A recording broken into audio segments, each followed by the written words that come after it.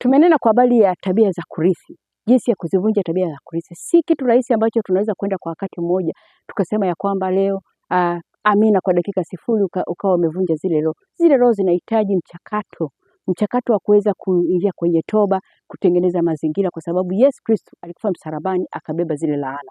Ukisoma katika Galatia 3 mstari wa 13 hadi mstari wa 14, unaona jinsi ambavyo aliinjikwa msalabani ili baraka ziweze kufikiria. Lakini roho za kurithi zile huwa zinateka, zinaweka mtu kwenye utumwa, zinaweka mtu kwenye kifungo, zinaweka mtu sehemu isiyo stahili, zinasimamisha zile baraka. Matokeo yake anakuwa ni mtumwa, anakuwa mtu amefungwa.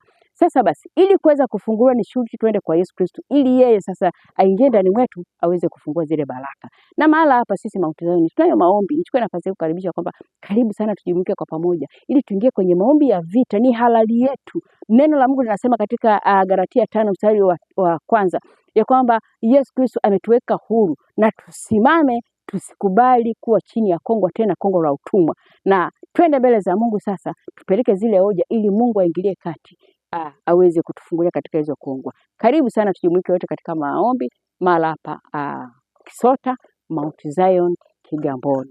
Inawezekana. Usikubali kuishi katika laana.